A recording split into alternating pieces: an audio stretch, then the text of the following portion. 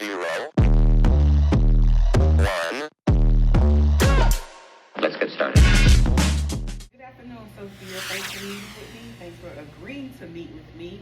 We've been working on some things this year, and I think now you have another observation, or you want me to see some things. You have some other things that you would like me to see. So before I come in and observe your lesson, I just have some questions I want to ask you so I'll know when I'm coming in exactly what I'm looking for. Okay? So the first question: what standard are you teaching during the time in which you will be, which I'll be observing you?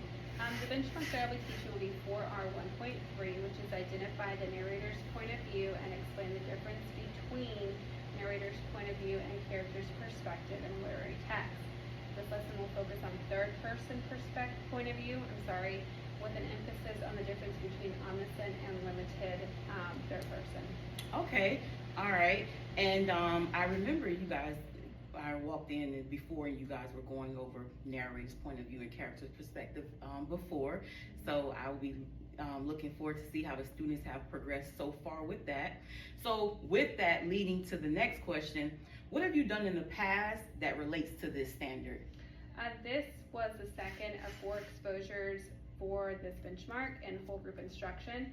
So the first exposure focused on reviewing character's perspective and explaining the difference between narrator's point of view and character's perspective, because in 3rd grade, narrator's point of view wasn't the focus for that benchmark.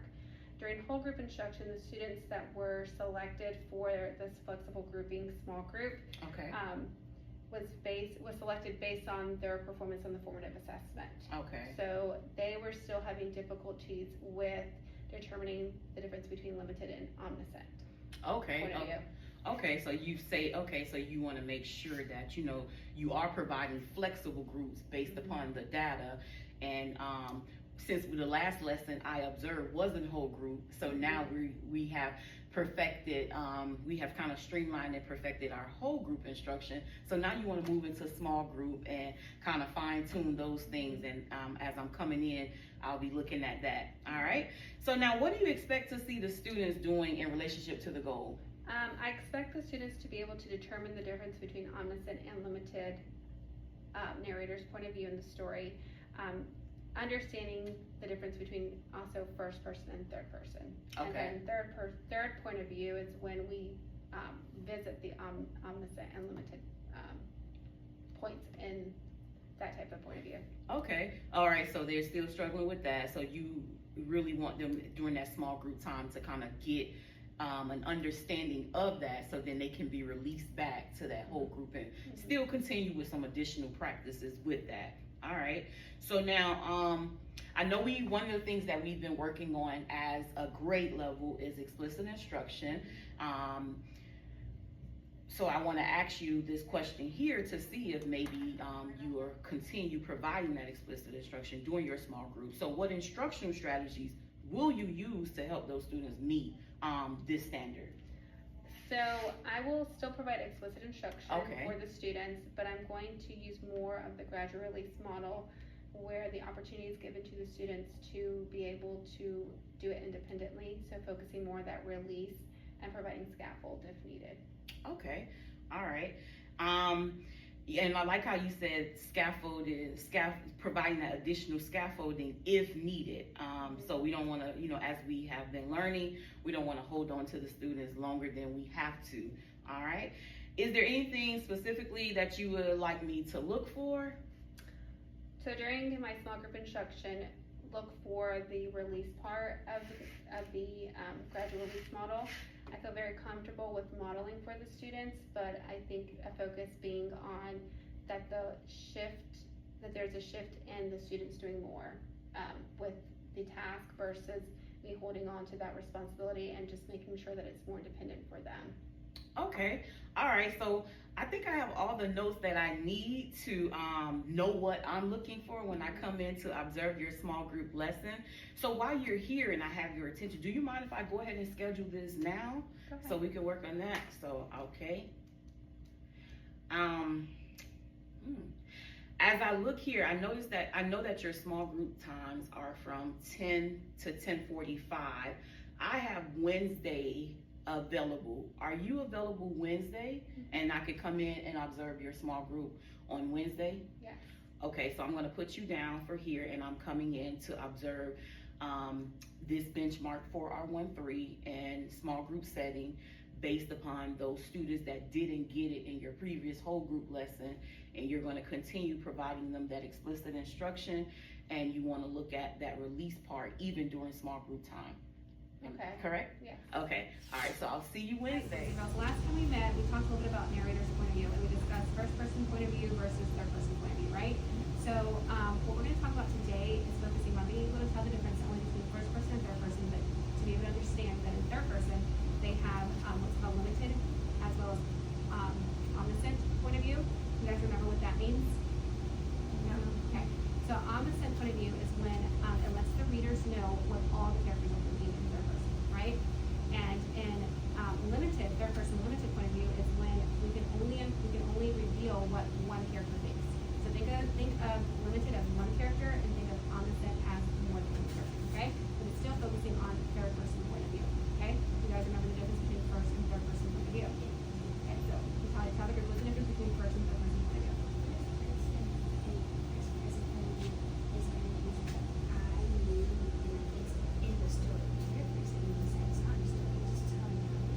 Okay, so remember, first person, just kind of paraphrasing what she said, is the character that's in the story that's telling their experience, right? And third person, it's not a character in the story, it's just them telling it from what they're seeing, right? And we talked about that. For example, when you're experiencing something, you share what it feels like, or when somebody else sees it, that something happened to you, they're sharing what they see, right? We talked about that before. All right, so you have a story in front of you, and what we're going to do is I'm going to have you read the first two stories. We're going to partner read, okay? So you guys will read together, and then we will read together, and then we're going to look at each of the passages, and we're going to determine what point of view, and then if it's omniscient or okay?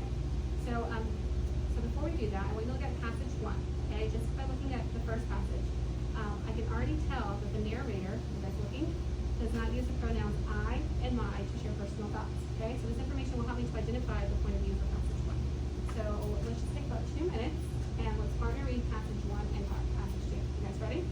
All right, so you guys read passage 1 and passage 2, right? Yes. All right, so let's look back at passage 1 for a minute. As I mentioned before, in passage 1, I'm flipping my paper over, you guys stop. I noticed that it does not use the pronouns, right? So I noticed that we're using names. So take your pencil, let's just kind of circle some of these. We have Grace, so circle Grace, because we're using Grace's name, right? We have Ava as well, and we notice that we see some quotation marks there that show that one of the characters is talking. Okay?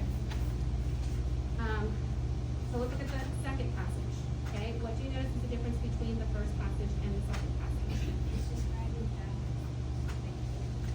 experience and using I a lot, so it's one story, but other was Okay, so how do we know, Julie, that this person is telling the story? Okay, so it's describing themselves, right? So let's take our pencil, let's just kind of circle I. We don't have to circle all the I's, but we know. I circled all of them. I did, I noticed that you were doing that, okay? So we noticed that those are our clues to determine that one passage is first person and one passage is third person, right? So the passage 1 is first or third? Third. Okay, do you agree, Juan, that passage 1 is third? Okay, so let's just label third person at the top. Okay? You do third POV, that's fine. So then passage 2 is first POV. So now remember at the very beginning of our lesson, so we look at question 2, which passage is told from the third person point of view? We just determined that it's passage 1, right? And because of the fact that it's not using I, we, us, it's using characters' names. So at the beginning of our lesson, we talked about the difference between omniscient and limited, right? And so now that we can determine that passage 2 is third person point of view, now what I want you to do is look at that question number 3 to be able to determine omniscient or limited point of view, okay? So go ahead and look at number 3. And I want you to answer question number 3. You can go back and underline text evidence in passage 1 if you would like. So just take a few minutes, okay? So now I'm going to determine whether you can tell me how you know that it's omniscient, okay? Number 3, we just did number 2 together. Okay, we went back and look at identifying the third person versus first, okay? Alright, so take a few minutes and look at question 3 to look for text evidence.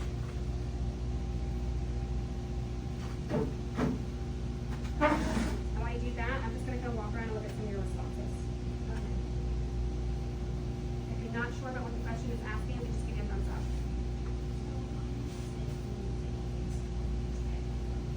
So omniscient is more than one character. So we're able to reveal more than one character's what they're thinking. Okay? So think about what they're thinking, what they're saying.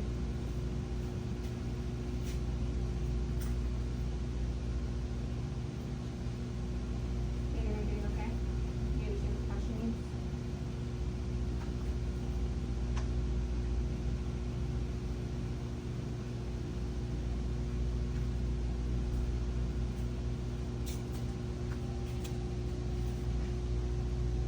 Okay, Ms. Clark, thanks for meeting with me again. We're back, as you know. Just to kind of recap the process and what we've been going through, we met, we did a pre-observation, and then I came to observe your lesson.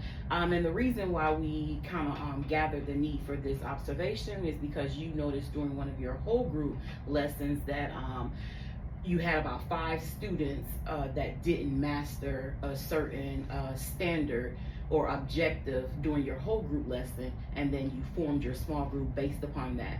I came in and I observed that lesson. I took some notes, and previously, prior to this video, we've kind of debriefed about the notes and everything, but I just want to do this final post-observation video to hear from you. And so I'll just be asking you about 4 questions to see how you reflect on your lesson. First question, what really worked? I think the small group lesson went well, explicitly stating the difference between third person limited and third person omniscient helped the students determine the point of view in the passages. I also think modeling question number 2 allowed the students to see my thinking process to determine the point of view and if it is third person versus first person. And then lastly, I think my release during the you do portion of the lesson went well with the students. Okay. Question 2, how were the needs of the students met? So the needs of the students were met for that particular group was formed based on what I had observed in Tier 1 instruction. I noticed that the students were struggling for benchmark R1.3, so to meet their needs for Tier 2 instruction on the benchmark, I decided to base the instruction in Tier 2 on one objective instead of the full intent of the benchmark for that lesson. Okay. What does the evidence from the student work during the lesson suggest about students' progress toward mastering the objective chosen for your small group lesson? So 3 out of the 5 students were able to master the objective based upon the independent work that was submitted to me.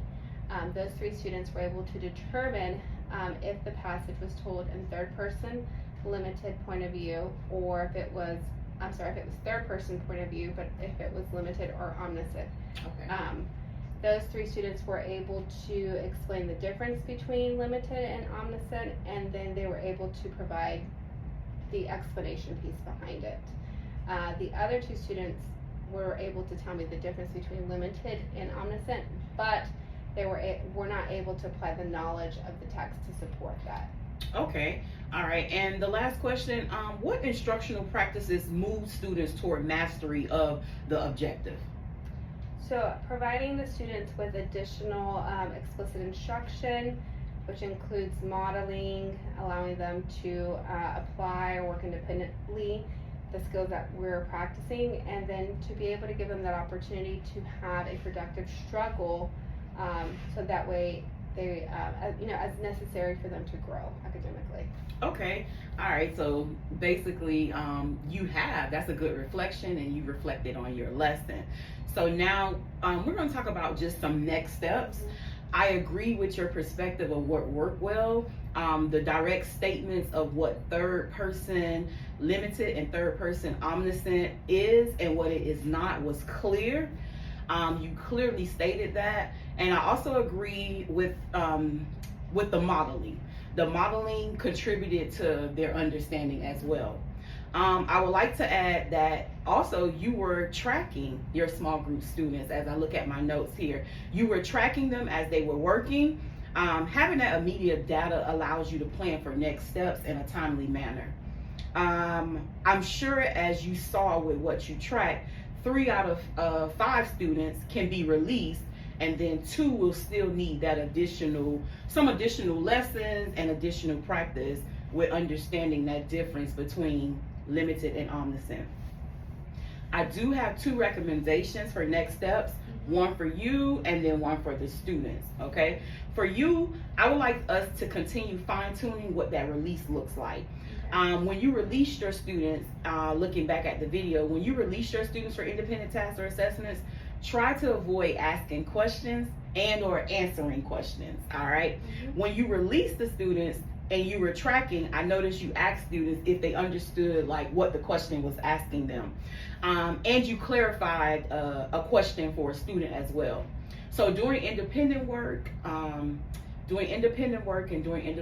during those assessment times, the students' responses will kind of give you all the insights you need to see if they understand something or not, okay?